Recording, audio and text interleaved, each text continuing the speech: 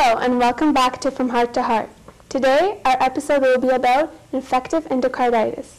I'd like to welcome Dr. Ibrahim with us. Hello, Mireille. Doctor, what is infective endocarditis? Endocarditis is basically composed of two parts, endocarditis. So endo means the inner lining, card means the heart, itis, which probably this is the third part or the suffix, indicates inflammation. So it is basically inflammation of the inner lining of the heart. And when we say infective, it means this inflammation is caused by infection, by germs. And it's important to notice that for germs to cause that, they have to gain entry into the blood. And this, interestingly enough, happens on a regular basis. For example, when you chew on your food, some bugs and some bacteria get into the blood from your mouth. And they circulate in the blood until they find some kind of weakness, like an abnormal valve that is destroyed by disease like rheumatic fever or something like that. And normally, the immune system kills these bugs or germs. But as I said, when there is a weakness, either in the immune system or the presence of an abnormal valve, then these bugs find a recipe, find the right recipe to stay there, and they increase in number, they attack the tissues of the heart, they destroy the tissues of the heart, and produce complications. So basically all they need is a weakness, and then that's where they're going to live. Absolutely. And I would like you to see the next slide, which basically shows you how bacteria sit on the valve. They actually form what we call vegetations. And these vegetations are basically formed of blood clot that is full of bugs. So we call it vegetation. So vegetation is blood and bacteria put together. Absolutely, and you see that on this slide. You see these lumps on the mitral valve on the picture. These are basically what we call vegetations. And I would like you to watch the next two video clips that will show you a vegetation on the mitral valve and another vegetation on the aortic valve. Okay.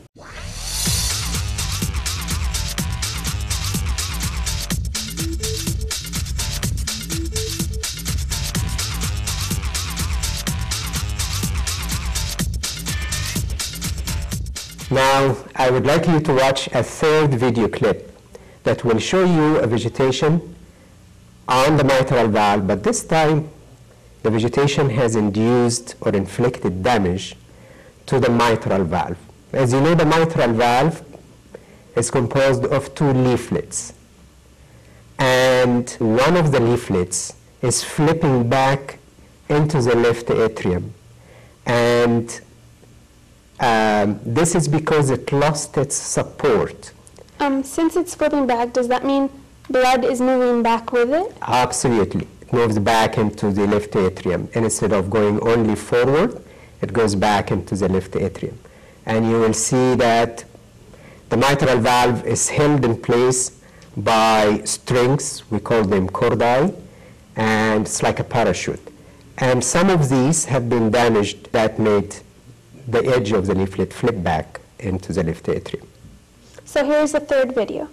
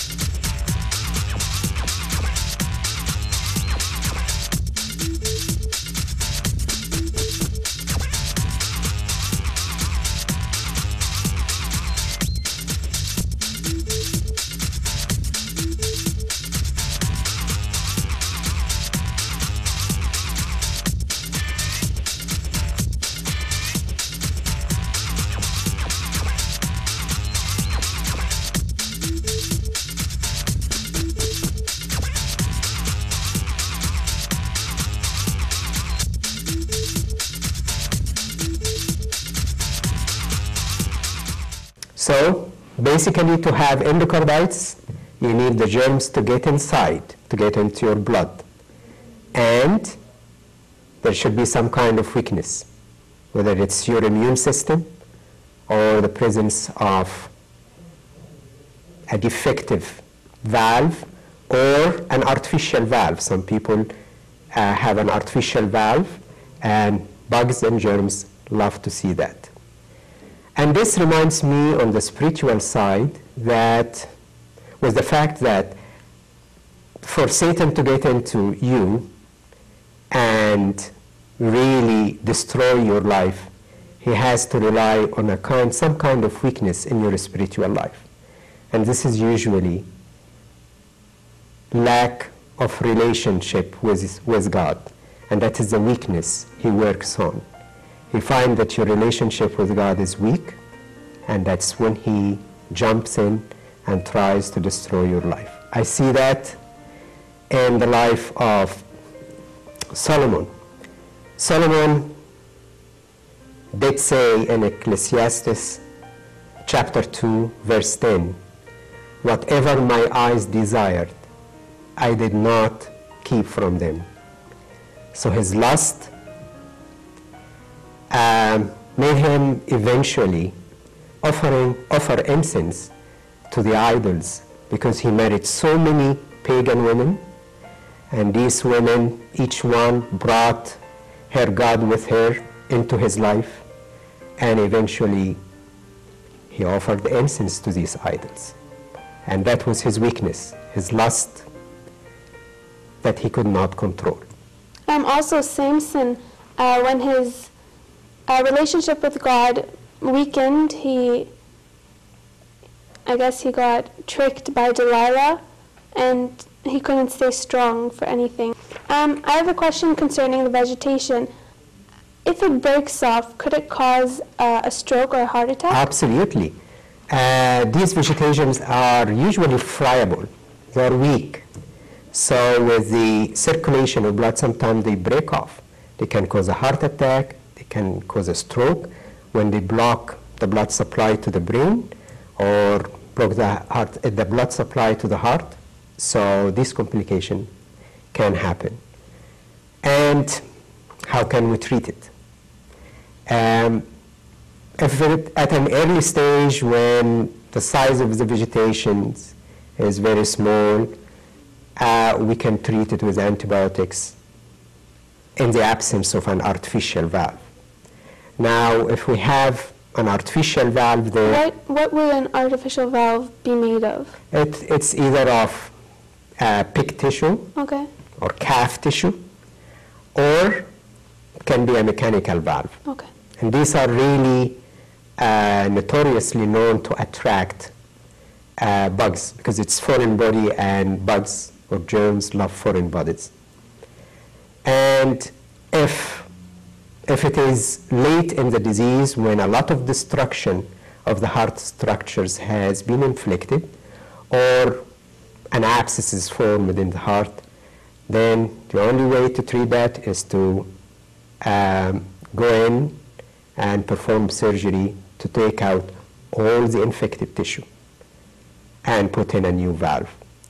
And the most important principle here in the surgical treatment is to radically eradicate infection. If you do not radically get rid of the infection, then whatever you put in there will get reinfected. And that's what we call recurrence, which means infection comes back because you did not get rid of all the infected tissue. So how about we watch a video that will show a surgeon that is radically removing a valve.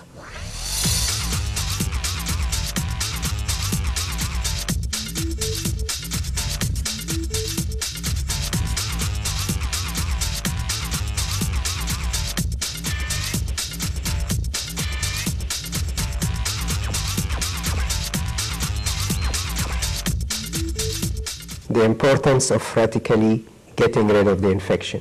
The same thing applies to our spiritual life. You have to get rid of all the open doors to sin.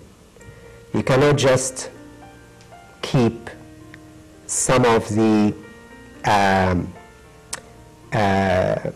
sinful pictures or sinful websites or sinful or friends that really drag you into sin. You have to close all the doors. You have to radically eradicate sin from your life. You cannot keep a picture or one of the thoughts that you really enjoy, sinful thoughts that you really enjoy. You have to get rid of every single thought, every single picture, every single website, every single friend. You don't have, like we usually say, if I have a friend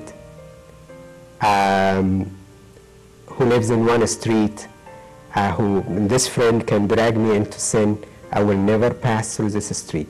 I have to really radically eradicate all the sources of sin or every aspect that would drag me or trap me back into sin. Because if you leave a door open, the thief can still come in. Absolutely. Would you like me to read Deuteronomy? Yes, please. Okay, so in Deuteronomy 20:16-18 it says, "But of the cities of these peoples, which the Lord your God gives you as an inheritance, you shall let nothing that breathes remain alive, but you shall utterly destroy them, the Hittite, and the Amorite, and the Canaanite, and the Perizzite, and the Hivite, and the Jebusite, just as the Lord your God has commanded you, lest they teach you to do according to all their abomination which they have done for their gods, and you sin against the Lord your God." And that is very clear verse to exactly explain what I just said. God wanted the Israelites to destroy all these nations because he was worried about them, that they might learn from them. So exactly, you have to be radical. You have to get rid of all things that can trap you back into sin. So don't let Satan in your vow so he doesn't catch your weaknesses. And we'll see you next time on From Heart to Heart.